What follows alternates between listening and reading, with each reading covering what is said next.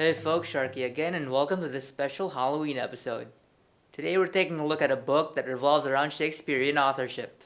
As you know, coming soon to a theater near you is Roland Emmerich's Anonymous, a film which claims that the Earl of Oxford is the true author of all of Shakespeare's plays, and a few of Ben Jonson's, and some other people here and there. While this movie was beginning to get some buzz, a press release caught my eye. It was for a film project called The Shakespeare Conspiracy, which claims that Christopher Marlowe was the true author of Shakespeare's plays. At a glance, it would seem that this was a film project based on a novel by Ted Bacino. A few days ago, this was actually performed as a play, and the film now seems to be in its pre-production stages. So admittedly, I was intrigued, picked the book up, read it, and now we're on episode 2. Welcome to Dead Trees, and this is the Shakespeare Conspiracy.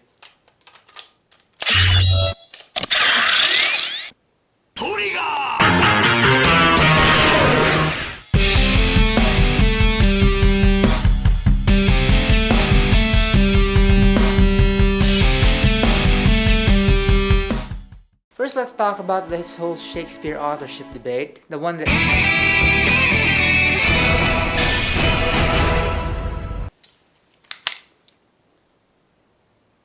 Looks like Cassius has something to say.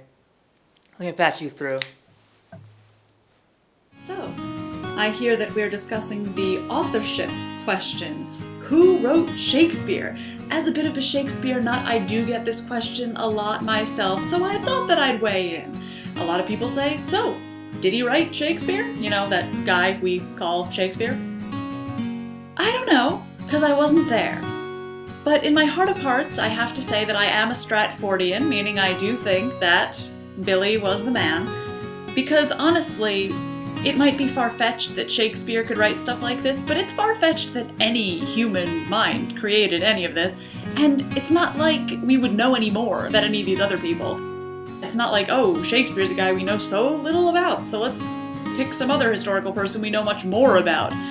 We don't know too much about any of these people, certainly not relative to what we can know about people today in their lives and what drives their art. It's a mystery, and it always will be. And I'm willing to bet, just by Occam's razor, that the guy we think did it probably did. It would take quite a bit in the way of some crazy conspiracy for it to be something else. Which is not to say that that does not make for very fun historical fiction. And in my more whimsical moments, I do like to dabble in the Marlowean theory, because it makes the best historical fiction as far as I'm concerned, though once Anonymous comes out, maybe some other idea will be even funkier. I'm excited for that movie. I don't care that I'm supposed to hate it because I'm a Shakespeare nerd, but yeah, in my opinion, we can just go with the fact that it's Shakespeare. We're never gonna get rock-solid evidence, so why don't we just be happy with what we have? Thank you, Cassius. As far as alternate depictions of historical figures go, I'm kind of desensitized. Where I grew up, it was kind of the norm. For example, Amako Sashiro was a teenage leader of the unsuccessful Shimabara Rebellion of 1637. One of the more unique aspects about this figure is that he was a Japanese Catholic. Whenever he became a character in historical fiction, he suddenly becomes an androgynous samurai who would use his mystical powers of Catholicism to summon miniature black holes to strike down his enemies by drawing a Star of David. An androgynous Catholic samurai using the Star of David to channel his powers. Yep, that's what I grew up with. Yeah, after growing up with stuff like that, and Diamine Al Capone, and Proto-Reactor Adolf Hitler, everything else looks pretty tame. Come on, we can have a good flirt later. Is that a promise, Doctor? Oh, 57 academics just punched the air. Now move! So anyway, let's move on to the...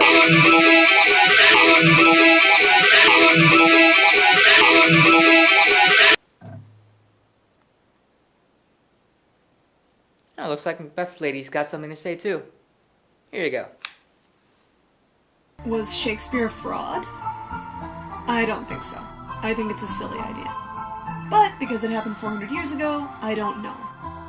All I know is you need to be wary of anyone claiming to know for sure what happened 400 years ago, undocumented and behind closed doors.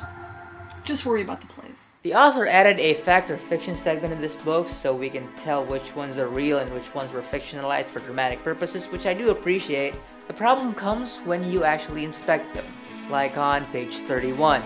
Marlowe sat at the table and looked around the garden confused. The punishment for the charge of treason or heresy was quite standard. In the terminology of the Treason Act of 1570, the accused was to be hanged, drawn, and quartered. It was interesting that the act read the accused instead of the guilty person. If you're a bit of a Shakespeare fan, this probably raised a red flag for you. I looked in the back of the book thinking, hey, this must be one of the fiction parts of the story. I go to page 249 and nope, he totally missed it. Despite knowing what the answer was going to be, I went ahead and looked up the Treason Act of 1570. And sure enough, there was nothing in there about the accused. That is because the word accused wasn't used as a noun until 1595. Specifically right about here. Then call them to our presence. Face to face and frowning brow to brow, ourselves will hear the accuser and the accused freely speak. That was Act 1, Scene 1 of Richard II. A play written by William Shakespeare. You know, the guy that this author was supposed to have researched for 10 years? Yeah, that guy. Other inaccuracies include page 55, which claims that Marlowe got stabbed in the right eye. He got stabbed above the right eye, although it did kill him instantly. I don't recall Shakespeare ever writing anything called Cymberlin.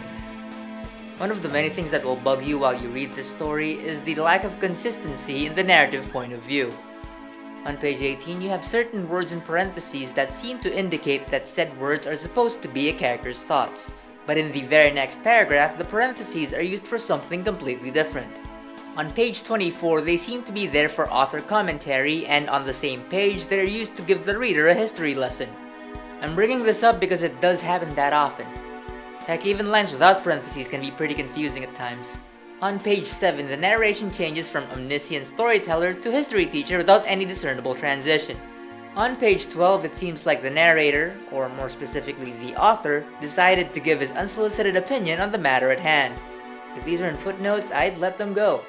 As they stand, they're rather intrusive to the storytelling aspect, and their frequency would often stop the narrative flow dead in its tracks. The dialogue isn't all that great either. There was the silence of a caged animal as Christopher came down the stairs and entered the garden. And that's different from any other kind of silence. How? Anyway, the early conversations between Christopher Marlowe and Thomas Kidd, while supposed to be dramatic and foreboding, have as much emotional gravitas as an episode of Swan's Crossing. Swan's Crossing? Sarah Michelle Gellar, Mira Sorvino, one of the Sweet Valley High twins was in it. Nothing? Really? How about Dawson's Creek? See, there you go. Although the first time I saw James Van Der Beek was in an episode of Clarissa Explains It All. Another issue is that a lot of lines feel unnatural. More often than not, they just read like parts of a thesis concerning Marlovian authorship rather than something people would actually say naturally. Especially with the character of Constable Maunder, who suspects that Marlowe faked his death and is determined to find him. I was going to make a joke about how he's the Inspector Javert of this story, but by page 97, the book actually does it for me. Seriously, all that's missing is a spontaneous performance of the runaway cart. Sadly, this is pretty much the extent of his characterization. He'll show up, state some facts pertaining to the Marlovian authorship theory, then leave. His character is just a glorified mouthpiece. By the time you're a quarter of the way into this book, Christopher Marlowe had escaped the Privy Council by faking his death, written plays under Shakespeare's name, and escaped pursuers by using really cliché distraction tactics, and you simply don't care. The characterizations of Marlowe, Kidd, Walsingham, Risley, and pretty much everyone else are generic, at best. The author seemed to really want to write a book about Marlovian authorship, but decided to turn it into a fictional story instead, and it just turned out really bland. It's fairly clear by page 78 that once the story reached the point where Marlowe was writing as Shakespeare, it really didn't know where to go. Unfortunately, there are still 157 pages left, and almost 50 of those are spent with the reader reading about Marlowe reading letters. So let's move on to the...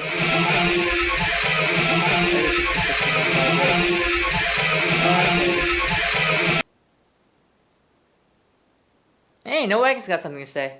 Here you go.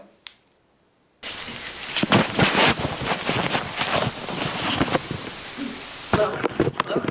Is it on? Okay. You may not know me. Hi. I'm kind of famous on the internet. You may know me, but if you don't, okay, I need to share with you the truth. Okay, if anyone is seeing this, I don't have much time. Oh God, he's gonna be right behind me. Okay, I need to tell you, Shakespeare was all a lie. He was paying someone on the side to write his plays for him. It was all a lie. Don't you understand? It was all a lie. I was a bad man.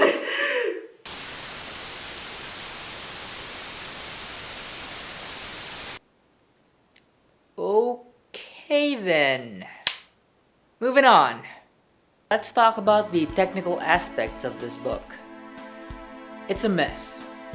Calling it first draft quality would be very, very generous. For example, on page 6, we get this. Could you be more specific, Mr. Kidd? That term applies to most members of my staff, and almost all of my friends.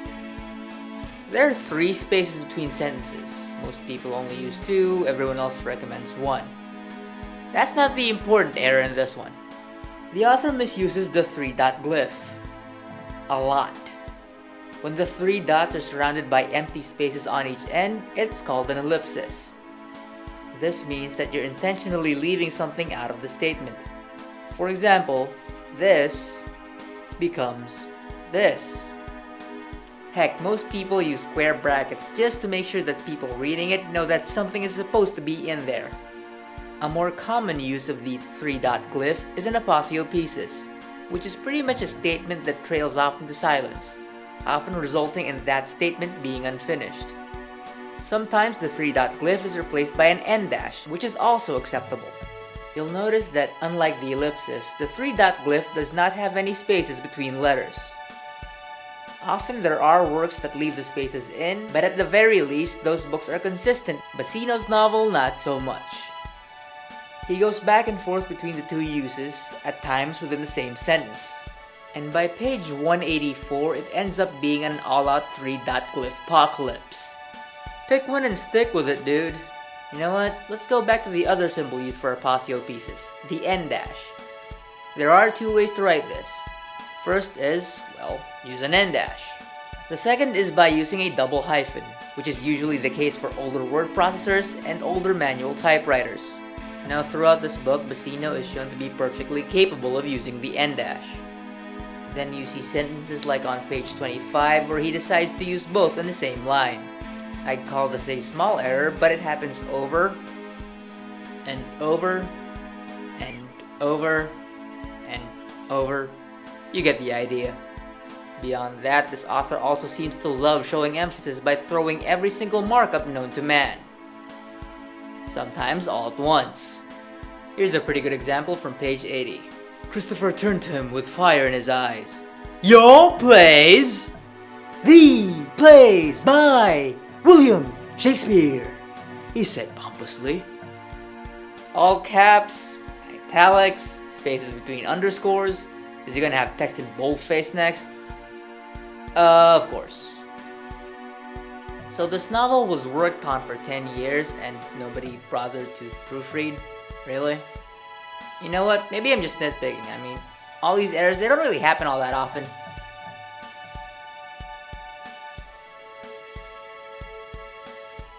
Relatively speaking. Relative to the Library of Alexandria, I guess. See? It's not even half. So that was Ted Bacino's The Shakespeare Conspiracy. The historical claims are sketchy at best, the fictional aspects are boring at best, and as a collection of letters and punctuation, it is a complete mess that doesn't look like it was decently proofread even once. For a book that was 10 years in the making, it's not even a decent read, regardless of which side of the Shakespeare authorship debate that you're on. This book is simply not worth your time. Anyway, thanks for hanging out. This has been Sharky, and you've been watching Dead Trees.